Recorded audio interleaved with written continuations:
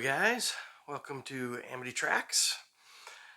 Today, or this episode, we're going to start what I hope will be kind of an extended series where I kind of take each year and do a top 10, what I think or at least my favorite, countdown 10 to 1, favorite 10 records released in that year.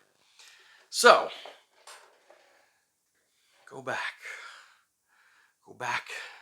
in time to 1965. Are we there? What was going on? Lyndon Baines Johnson was your president. The Great Society was just getting started, with all the immigration reform and Medicare and Medicaid and Head Start. Malcolm X is assassinated in 1965. You have the Selma March on Birmingham for voting rights. Kind of huge events in the civil rights movement, obviously. And then the Voting Rights Act of 1965 is passed, in part in reaction to that. My Fair Lady wins Best Picture at the Oscars that year. You have the first spacewalk in 1965, done by a Russian. It wasn't America. It was a Russian that was first to walk in space. I forget his name. Anyway, doesn't matter till America does it. The Beatles play Shea Stadium in 1965, which was the first ever stadium rock concert. And the Charlie Brown Christmas special debuts on television in 1965. Which leads us into these records. I've got a list of, here. I'll just go rapid fire some honorable mentions, ones that were vying for a number 11 slot if there was a number 11. And I mentioned Charlie Brown Christmas, so I might as well mention that. The soundtrack by the Vince Guaraldi Trio. Delightful jazz. I mean, actually, great. Piano trio. I mean, beautiful stuff, actually. I put it on each year. I have it in this wonderful picture disc. You see. Usually I'm not a big fan of the picture discs, but it works here, I think, with the Charlie Brown Christmas special. All right, other honorable mentions from this year before we get into the top 10. The debut from the Paul Butterfield Blues Band, which were awesome. You'll see one of their records in a future year in the top 10, but the debut was awesome. I actually don't have a copy of that. So, there it is. Beach Boys, Summer Days and Summer Nights. Fantastic stuff on there. Bob Dylan's Highway 61 Revisited. If we're talking about important records, this would probably be number 1 for 1965. I don't know. There's some other really big ones that you'll see here, but this would be vying for the number 1 spot. Like a Rolling Stone is on here, of course. It's changed pop music, a 6-minute single. Anyway, great stuff, but it's just in my honorable mention. The Rolling Stones Now. The Rolling Stones Now. The Byrds, Turn, Turn, Turn. Their sophomore effort. Byrds are one of my very favorite bands. I will be doing a video on the Byrds. Okay. Those are your honorable mentions. Let's get into the top 10. What I think are the top 10 releases from 1965. Coming in at number 10. When I say, well, again, this is all opinion. This is what I like. So, maybe I shouldn't say that. I should say my favorite records from 1965. All right? So, coming in at number 10. Got another Bob Dylan. He was busy that year. Bringing It All Back Home. The one that came before Highway 61. The one that kind of started the revolution. Dylan Goes Electric, right? Man, this is awesome. It's about half electric, half acoustic. So he's kind of keeping one foot back, in the folk, one foot going electric. Subterranean Homesick Blues, She Belongs to Me. The original Mr. Tambourine Man. It's Alright Ma, I'm Only Bleeding, and then one of my very favorite songs of all time, It's All Over Now, Baby Blue. I should do a whole video on just great covers of that song, because there's been so many great covers of that song. God, that's a great song. But the original is here. Number 10. All right, number 9. Number 9 record, in my view, 1965. The Beatles. Help. This is the UK version, of course. With the Beatles, you want to be able to show both UK and US. So here's the US soundtrack to Help, which isn't nearly as good as the UK. But anyway, the Beatles. All right, Help. Number 8, 1965. The debut record from The Who, My Generation. Now, I just recorded, although I'm not sure the order of when I'm going to be kind of start putting these videos up, so you may have already seen, or you will see very soon, a Who ranking video where I go into some detail on this one. So see the Who video to hear all about that. But all right. Number 7. They already had one in the honorable mention. It was a busy year. But here it is in the top 10. The Rolling Stones, December's Children, and Everybody's. Now this was a US only release, sort of a hodgepodge. But it was released as an album in the US, and so it's considered one of their US releases and not a compilation. But yeah, they're still doing a lot of their great kind of cover songs, kind of hard drive and R&B cover songs. But Mick and Keith are starting to get their songwriting mojo on here. The Singer, Not the Song. There's some other originals on here. Get Off My Cloud, classic, right? I'm Free, As Tears Go By. Blue Turns to Gray. So some great originals. And then also just some hard driving covers on here too. All right. If you haven't figured out already, I love the Stones. And next, Otis Redding. There you go. Otis Redding sings Soul, or Otis Blue. I love Otis Redding. And this is, I don't know, I think this is his greatest album. It's a toss-up, really. There's a couple other ones that are awesome, too. But yeah, I mean, you got Old Man Trouble, Respect, the original Respect before Aretha revolutionized it. His version of Shake. His version of the Stones. Speaking of Stones, Satisfaction. Yeah, man. Otis Redding. Did I mention the Rolling Stones? Yeah.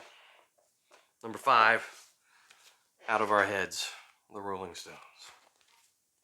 All right. Number 5 release. It's the last Stones, by the way. Of 1965. A little song called Satisfaction. The Under Assistant West Coast Promotion Man. That's a good one. Play with Fire. Gorgeous. The Last Time. Yeah. And then also, again, they're still doing about half covers on here. But man, Mercy Mercy is a great cover. Yeah, it's just great stuff. All right. Anyway, number 5. Number 4. I already mentioned the Beach Boys, but here they are again. With, in my view, their first masterpiece. This is before Pet Sounds. That is the Beach Boys Today. This is sort of, in my view, this is sort of a dry run for Pet Sounds. Brian Wilson is really starting to kind of stretch out and,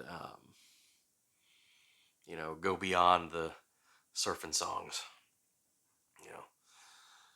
as much resistance as he's getting from Mike Love and other guys in the band.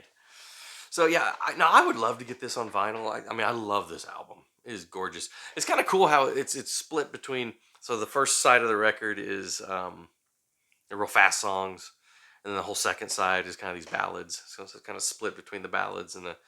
It's really that second side that is just drop dead gorgeous. It's like I said, kind of a dry run for Pet Sounds. Please let me wonder. Man, yeah. I'm so young. Kiss me, baby. She knows me too well. Oh, this is such great stuff. And then you got Bull Session with Big Daddy, which is like one of the one of the most useless, worst tracks on any record ever. But at least it closes, so you can always just stop before there. I'll do a Beach Boys video, and we'll talk about Bull Session with Big Daddy. I'll save that one. That's like astoundingly bad. Anyway, don't let that detract from an otherwise gorgeous, perfect record. And it's kind of interesting because I'd love to get this on vinyl. I've looked for a reasonably priced version. I haven't really found one. I did find this. This is like one of those sort of budget releases that Capitol put out, and it's basically this. It's basically Today, Beach Boys Today, but with the songs kind of mixed up in a different order and 2 songs taken off. I don't know, but I want these songs on vinyl, so I found this for $10. So, and the vinyl's in good shape. So until I can find a real version of this will have to do. And Bull Session with Big Daddy is one of the 2 that's not on here. So there's that. All right. Top 3. Now, 3 and 2 are 2 of the greatest, most important, and I love records of all time. Number 1 for me is more of a personal thing, but we'll get to that. So at number 3, I told you I love the Byrds. I love the Byrds. All right. Their stunning debut, Mr. Tambourine Man, where they basically invent folk rock music. They bridge the gap between Dylan and rock and roll. Basically bridge the gap between, I should say, folk music, the intelligence of folk music with the Beatles' sense of melody. It's like, this is the bridge. God, I told you I love the Byrds. I'm going to do a Byrds video. We'll get into the Byrds, but right now, there you go. All right. Now, my number 2, should be number 1 in any real list trying to objectively look at the year. But like I said, there's one record that I just personally love even more. So this is bumped down to number 2, although it should be number 1. Of course, I'm talking about the Beatles' Rubber Soul. Here's the UK version. Here's the US version. Sort of a different track list. Enough to where it actually changes the feel of the record. Kind of interesting thing. Obviously I'll do a Beatles video, but I think this is the one record where you do have a large number of people who actually do prefer the US version over the UK. Usually the UK is far superior over US when you're comparing Beatles records, but this has its own really kind of great flow to it. I don't agree though. I still think the UK version is the version. Yeah, this to me, this is one of the very first like cohesive records. Like, before Rubber Soul, it's like records were a collection of songs. But this, to me, this is one of the very first albums ever that plays like a record, a cohesive whole, and not just a collection of songs. Yeah. Anyway, we'll talk more Beatles later. All right, my number 1, my favorite record of 1965. One of my favorite records, period. It's definitely in my top 20 of favorite records of all time. And I have made my list. In fact, I have a top 500, but we'll get into that later. But this is in my top 20. It is my favorite jazz record of all time. Although I know there are more important, better jazz records, which I'm a big jazz fan. We'll do a lot of jazz videos too. But this is just my favorite. I mean, I think this thing grooves. It's just, I love it from start to finish. I've also got kind of a personal attachment to it. This is my dad's record. He's still with us, but this is one of his favorites, and he handed, when he kind of stopped listening to records, he just gave me all his records, and so I kind of really like it for that reason too. But I just love this record. Ramsey Lewis, The In Crowd. Man, whew. So this is a live record, jazz trio. Ramsey Lewis on piano, and L.D. Young. Oh man, I know this is terrible. I'm forgetting who's the drummer and who's the bass player. Anyway, L.D. Young and Red Holt is. I totally don't remember. I don't know. My editor will tell us. Anyway, the rhythm section of L.D. Young and Red Holt with Ramsey Lewis as the piano player. Man, this is like it's one of the few live records where the audience, because this was recorded in like a club, like a jazz club, and the audience is pretty high up in the mix, so you can, in quiet parts of it where they're playing really quiet passages, like you can hear drinks clink, glasses clinking, and I mean, it just, you're there in that club, and they groove. That title track, The In Crowd, that's actually a pretty well-known track. I can't think of any song that grooves for me more than that. In any genre, that is just a groove. That when that song just gets going, I mean, you don't have a pulse if you're not like just. It's so good. The whole thing, though, what they do with the love theme from Spartacus, the film music from the film, or the theme from the film, and then they turn that into a groove. It's so good. Anyway. A lot of you guys probably heard of these other records. This might be a record that some of you don't have. Get it. It is so good. All right, I'll shut up about that. All right, guys, that is 1965. So I guess 1966 would be next. Yeah. See you later.